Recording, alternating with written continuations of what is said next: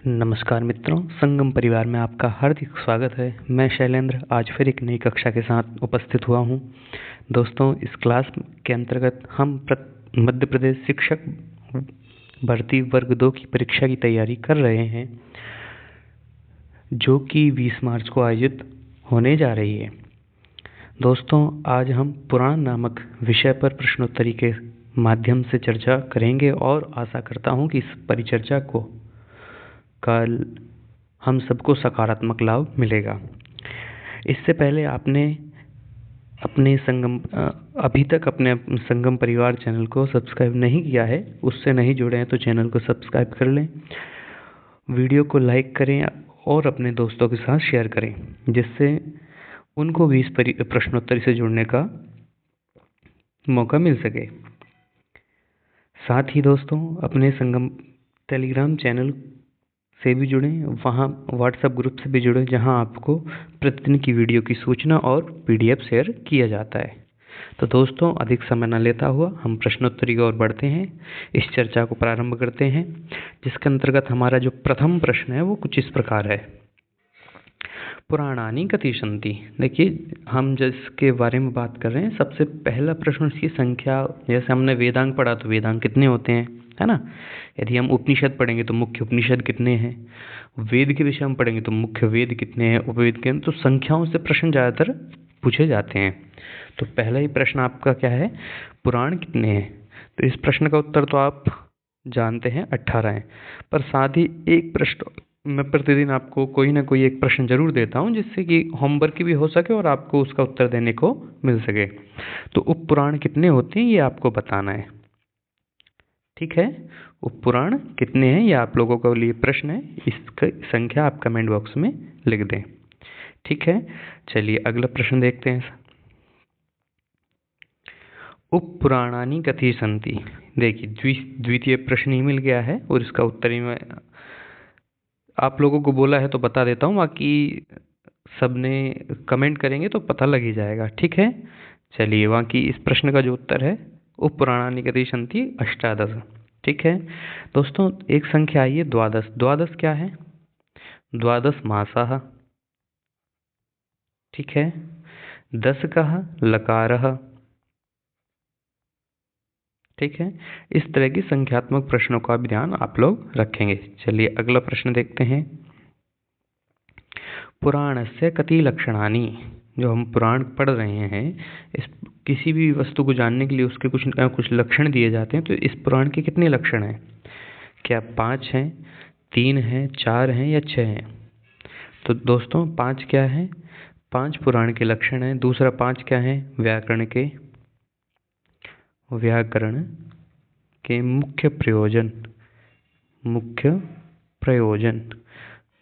ठीक है। और 5 क्या है, निघंटु के 5 अध्याय, निघंटु 5 अध्याय, ठीक है। और आपको कोई और संख्या आ रही है तो उसको कमेंट बॉक्स में लिखेंगे 5 से और क्या हो सकता है, ठीक है। 3 क्या है, 3 हमारे वचन हैं, 3 हमारे पुरुष हैं, ठीक है। और क्या हो सकता है, 3 हमारे लिंग हैं, स्त्रीलिंग, पुल्लिंग, नपुंसकलिंग। ये संख्यात्मक प्रश्न बहुत सारे पूछे जाते हैं, आप इनकी भी तैयारी करें। 4 क्या है, 4 हमारे वेद हैं, 4 वेद। 4 शब्द के प्रकार हैं, मैं आप लोगों को वेदांग में ही पढ़ाया था। शब्द के 4 प्रकार कौन कौन से हैं, नाम, आख्यात, ठीक है, और उपसर्ग, निपात। इस चीज का भी आप ध्यान रखेंगे, ठीक है। 6 क्या है, 6 हमारे रस हैं, जो कि रसोई वाले रस हैं, ठीक है। और रस 9 भी हैं, जो कि साहित्यिक हैं। और एक इसमें और जोड़ लीजिए 10वां, जिसको हम क्या बोलते हैं, वत्सल रस, ठीक है, जिसका वात्सल्य हम जो उनके भाव देखते हैं, तो जो भाव उसका वात्सल्य, ठीक है। चलिए, इस प्रकार से इस प्रश्न का उत्तर जो है वो है हमारा 5। चलिए अगला प्रश्न देखते हैं। पुराण शब्द से अर्थ। पुराण शब्द का क्या अर्थ है, क्या पौराणिक है, प्राचीन है, प्राचीनम यत् नूतनम अस्ति तत्पुराणम क्या या निरर्थकम वस्तु। तो पुराण शब्द का क्या अर्थ है, हम दोस्तों देखते हैं। पुराण शब्द है प्राचीन, है ना। प्राचीन क्या है, पुराण। ठीक है, चलिए अगला प्रश्न देखते हैं। उपदेश प्रधानम भवति कर्मकांड वेद पुराण सांख्य दर्शनम। तो उपदेश में किस में दिया गया है, उपदेशात्मकम पुराणम, ऐसी पंक्ति हमको देखने को मिलती है, उपदेशात्मकम पुराणम। ठीक है, कर्मकांड किस में, किस वेद में है, यजुर्वेद में। कर्मकांड का विषय कहाँ पे आए, यजुर्वेद में। ठीक है, सांख्य दर्शन, हम एक संख्या पढ़ के आए 17, जो सूक्ष्म शरीर है उसके 17 अवयव कौन मानता है, सांख्य दर्शन। ठीक है, सूक्ष्म शरीर। चलिए एक और बताइए, यदि मैं इसी प्रश्न को वेदांत से जोड़ूं तो कितने हो जाएंगे, या आप लोगों को बताना है। यदि वेदांत दर्शन सूक्ष्म शरीर के कितने अवयव मानता है। ठीक है, सांख्य दर्शन के प्रणेता कपिल मुनि। ठीक है, सांख्य दर्शन के प्रणेता कौन है, कपिल मुनि। चलिए अगला प्रश्न देखते हैं। दोस्तों साथ में पेन कॉपी लेकर ही बैठे हैं कि कुछ चीज़ें मैं जो नहीं बता देता हूँ साथ के साथ उनको आप नोट कर लें, है ना। प्रश्नोत्तरी के ये जो प्रश्न है आपको ये पीडीएफ में ही मिल जाएंगे, परंतु जो मैं बोल रहा हूँ जो प्रश्न मैं साथ के साथ वो आपको लिखने हैं, है ना। और वीडियो यदि आपको अच्छी लगे तो वीडियो को लाइक करें और अपने दोस्तों के साथ इसको शेयर करें, जिससे उनको भी इस प्रश्नोत्तरी से जुड़ने का मौका मिल सके, है ना। वो भी हमारे साथ इस तरह की परिचर्चा कर सकें। चलिए अगला प्रश्न देखते हैं। पुराणस्य लक्षणानां वर्णनम कस्मिन् पुराणे भवति। अभी हम पीछे पढ़ के आएंगे पुराण के 5 लक्षण होते हैं, पर ये 5 लक्षण दिए कहाँ हैं ये आपको बताना है। क्या भागवत पुराण में दिए हैं, अग्नि पुराण में दिए हैं, विष्णु पुराण में दिए हैं, या मार्कंडेय पुराण में दिए हैं। तो दोस्तों भागवत पुराण में तो श्री कृष्ण की कथा है ना। अग्नि पुराण में अलंकार सामग्री है, विष्णु पुराण में विष्णु भगवान की चर्चा की गई है, और मार्कंडेय पुराण ये अलग है। ये भी पुराणों के अंतर्गत ही है, परंतु इसमें जो चर्चा की गई है वो अलग है ना। बाकी हमारा जो प्रश्न है क्या है, पुराण की चर्चा किस पुराण के जो लक्षण है वो कहाँ वर्णित किए गए हैं, विष्णु पुराण में। और एक यही संपूर्ण पुराण है जिसमें संपूर्ण लक्षण, ये 5 के 5 लक्षण घटते हैं, है ना। अर्थात ये 5 लक्षण संपूर्णता से विष्णु पुराण में देखे जाते हैं। ठीक है, चलिए अगला प्रश्न। एतेषु पुराण लक्षणम अस्ति। अभी हम जिनकी चर्चा कर रहे थे कि पुराण के लक्षण कितने हैं, 5। कौन कौन से हैं, सर्ग प्रतिसर्ग वंश मनवंतर, तो ये चारों हैं। अब एक और विषय, एक के बारे में और हम बात कर रहे हैं। बाकी इस प्रश्न का उत्तर तो हो गया दोस्तों सर्वे, यानी जैसा ये 5वां कौन सा है, 4 तो ये हैं, वंशानुचरितम, वंशानुचरितम। ठीक है, ये 5वां लक्षण है। तो इस तरह 1 2 3 4 और ये 5। ठीक है, ये 5 पुराण के लक्षण हैं। अब इनसे और प्रश्न कैसे पूछे जाते हैं कि तीसरा कौन सा है, चौथा कौन सा है, तो इसको आप क्रम से याद रखना है। सर्गश्च प्रतिसर्गश्च वंशो मनवंतराणि च वंशानुचरितम चैव पुराणम पंचलक्षणम। ऐसा एक श्लोक है, तो इनको इसी क्रम से याद रखें। पहला कौन सा है, अंतिम कौन सा है ना। सर्ग का मतलब क्या है, प्रतिसर्ग का मतलब सर्ग यानी सृष्टि का बनना, प्रतिसर्ग यानी लय होना, फिर वंशों की चर्चा, फिर मनवंतर, फिर वंशानुचरितम जो राजा इत्यादि हुए उनके विषय में। ठीक है, चलिए अगला प्रश्न देखते हैं। पुराण कतिधा। पुराण के कितने प्रकार हैं दोस्तों, पुराण के 2 प्रकार होते हैं। कितने होते हैं, 2। ये ऐसा हमको कौन कौन से, एक होता है सात्विक राजसिक और तामस पुराण। एक तो प्रकार ये है, एक है वैष्णव शैव और ब्रह्म। ठीक है, सात्विक राजसिक तामस और वैष्णव शैव और ब्रह्म, ये 2 प्रकार माने गए। तो आप प्रश्न को देखिएगा कि प्रश्न में कैसा पूछा गया है। यदि ऊपर वाले नाम दे करके पूछें कि किसकी गणना नहीं की गई है, कहा न गण्य थे, तो उसको देख करके आप प्रश्न का उत्तर उस हिसाब से करेंगे। बाकी 2 प्रकार जो होते हैं वो आपको मैंने बता दिया है। एक है हमारा ये वाला प्रकार, एक है हमारा ये। अब पूछा क्या है, पुराण कतिधा, तो इसका उत्तर ये होगा क तथा ख, यानी ये भी है और ये भी है। ठीक है, चलिए अगला प्रश्न देखते हैं। देवी भागवते कति स्कंदः, जो देवी भागवत पुराण है, श्रीमद् भागवत जिसे हम बोलते हैं, ये जो पुराण है इसमें स्कंद है, तो वे टोटल कितने हैं? 12 स्कंद है ना। तो इस प्रश्न का उत्तर तो हो गया दोस्तों द्वादश। त्रयोदश क्या है? ये व्याकरण के गौण प्रयोजन, व्याकरण के गौण प्रयोजन। मुझे लगा कि शायद आपसे ये प्रश्न भी पूछा जा सकता है, इसलिए इस प्रश्न को भी मैंने लिख दिया है। चतुर्दश क्या है? निरुक्तम अध्याय है, निरुक्तम अध्याय। आप कोई भी प्रश्न पढ़ें कहीं पर भी, उससे संबंधित जो जो आपको दिखाई दे रहा है ना, उन पर भी आप विचार करें कि ये संख्या आई है तो इससे और क्या क्या हो सकता है ना।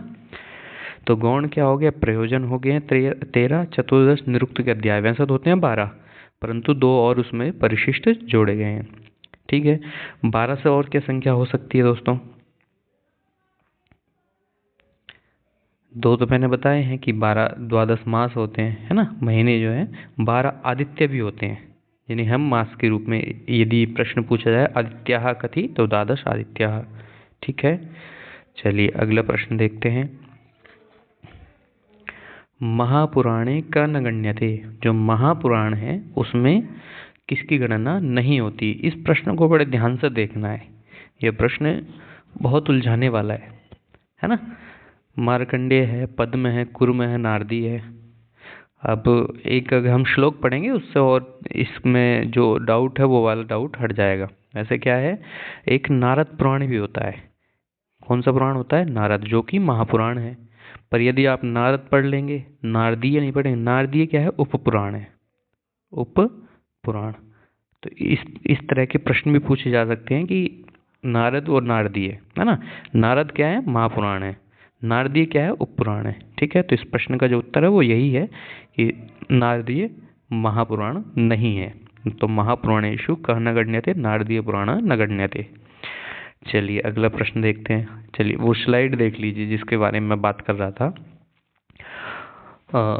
मद्वयं भद्वयं चैव वैत्रयं व चतुष्टयं अनापलिंगकुष्कानि पुराणानि प्रचक्षते। इस श्लोक को सभी याद कर लेंगे और बिना देखे कमेंट बॉक्स में इसको टाइप भी करेंगे। ठीक है, आप लोगों के ये प्रश्न और काम दिया जा रहा है होमवर्क, इस श्लोक को सभी याद करेंगे और कमेंट बॉक्स में इसको टाइप भी करेंगे। ठीक है, साथ ही अब क्या लिखा है इसके बारे में हम चर्चा कर लेते हैं कि मद्वयम, म से 2 पुराण होते हैं, ये संख्या है और क्रम भी है। ठीक है, भद्वयम, भ से 2 पुराण है, वैत्रयम, व शब्द, व्र शब्द से 3 पुराण है, व शब्द से 4 है, व्र व 4, 3, 2 और 2। ठीक है, चलिए आगे फिर अ न प लिंग 4 योग, कु स्कः 2 योग, ऐसे पुराणानि प्रशक्ष से सारे पुराण। कहने का मतलब ये पुराण में सारे, इस श्लोक में सारे पुराणों का नाम दिया गया है। वो हमें कैसे याद करना है? बस ये है कि म से 2 है ना, मैं से 2 हैं, कौन कौन से? मार्कंडेय और मत्स्य। अब इस श्लोक को पढ़ लेने से हमारा ये जो प्रश्न है ये बिल्कुल आसानी से हल हो जाता है ना। चलिए क्या है? अनापलिंग कुस्कानि पुराणानि प्रचक्षते। दूसरा, भ से भागवत और भविष्य 2 हैं। ब से ब्रह्मांड, ब्रह्म और ब्रह्म वैवर्त पुराण 3 योग है। व से वायु, विष्णु, वराह, वामन पुराण। अब जो अनापलिंग है इसमें देखिए, अ से अग्नि, न से नारद और वहाँ नारदीय लिखा था। प से पद्म, लिंग से लिंग पुराण, कु से कूर्म पुराण और स्क से स्कंद पुराण। इस तरह से आपको ये पूरी स्लाइड, इसका स्क्रीनशॉट भी ले सकते हैं, बाकी पीडीएफ आपको अपने टेलीग्राम चैनल संगम परिवार पे मिल जाएगी, आप लोग वहाँ जा करके उसको भी देख सकते हैं, है ना। और व्हाट्सएप ग्रुप से भी जुड़ेंगे जिससे कि आपको प्रत्येक वीडियो की सूचना वहाँ पर भी पहुँच जाती है। ठीक है, चलिए, और इन दोनों का लिंक जो है डिस्क्रिप्शन बॉक्स में दिया गया है, आप वहाँ जा करके विजिट कर सकते हैं। ठीक है, चलिए, तो आशा करता हूँ आपको ये स्लाइड समझ में आ गई होगी कि ये जो श्लोक है ये क्या बताना चाहता है। ठीक है, चलिए अगला प्रश्न देखते हैं।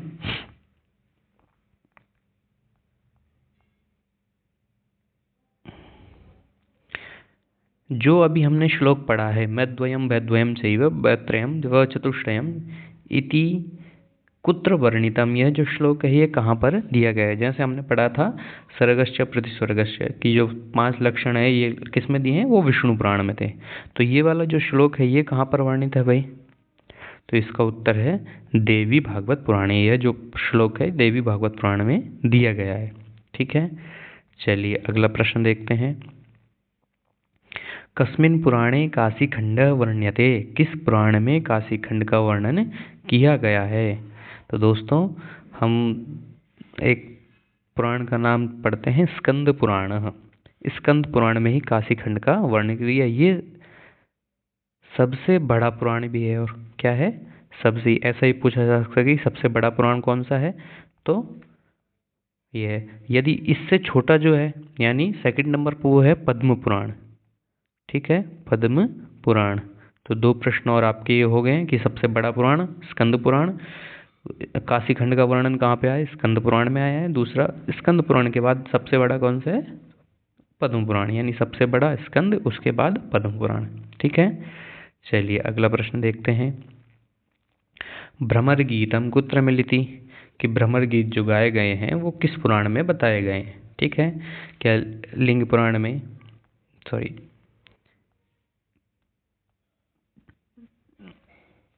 क्या लिंग पुराण में, रामायण में, शिव पुराण में, श्रीमद् भागवत? तो जो है श्रीमद् भागवत गीता में भ्रमर भी है। यहाँ पर भगवान शिव की चर्चा की गई है ना, शिव चर्चा। रामायण आप पढ़ के आ चुके हैं, अभी प्रश्नोत्तरी की है, उससे संबंधित सभी प्रश्नों को लगभग मैंने हल करा दिया है। और कोई नए आएंगे तो हम जब मैराथन क्लास लेंगे तो उनमें देख लेंगे ना। चलिए अगला प्रश्न देखिए। अलंकार सामग्री कुत्र प्राप्यते।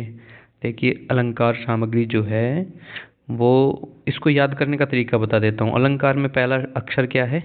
अ। और जहाँ पर ये मिलता है उसका जो पहला अक्षर वो भी क्या है? अ। तो अलंकार अग्नि में। ठीक है, और कोई भी अलंकार है उसको जितना हम तपाएंगे, अर्थात धातुओं को जितना तपाएंगे, सोने चांदी, उतनी वो निखर कर आएंगी। तो ऐसे ही अलंकार अग्नि पुराण। ठीक है, अ से अ तक जाना है आपको। ठीक है, चलिए अगला प्रश्न देखते हैं।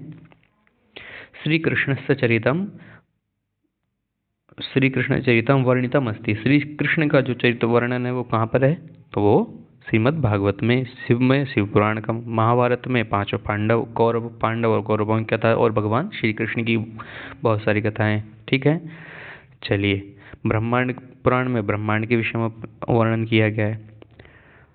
ठीक है दोस्तों, इसी के साथ आज की कक्षा संपन्न हुई। हमने इस परिचर्चा में बहुत सारे नए प्रश्नों को देखा और बहुत सारे और जो इससे संबंधित प्रश्न तो उनको मैंने बताया।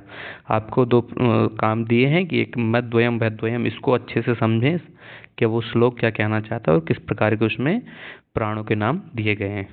ठीक है दोस्तों, आप आज की वीडियो आपको अच्छी लगी तो वीडियो को लाइक करें, शेयर करें, और अभी तक या आपने हमारे संगम परिवार चैनल को ज्वाइन नहीं किया है तो चैनल को सब्सक्राइब करके हमारे साथ जुड़ सकते हैं। साथ ही इस वीडियो की PDF आपको हमारे टेलीग्राम चैनल संगम परिवार पे मिलेगी, संगम स्टडी पे। वहाँ जा करके आप उसको ज्वाइन करते हैं, वहाँ पर भी इस तरह का लोगो लगा हुआ है। साथ ही व्हाट्सएप ग्रुप को भी ज्वाइन कर सकते हैं, उसमें आपको सभी सूचनाएं दी जाती हैं, है ना। इसी के साथ फिर मिलते हैं एक नए विषय के साथ, नई चर्चा के साथ। और यदि पुराण के कुछ मुझको लगता है कि और प्रश्न रह गए तो एक कक्षा हम फिर कभी कर लेंगे। ठीक है, इसी के साथ नमो नमः, फिर मिलेंगे एक नई कक्षा के साथ। धन्यवाद।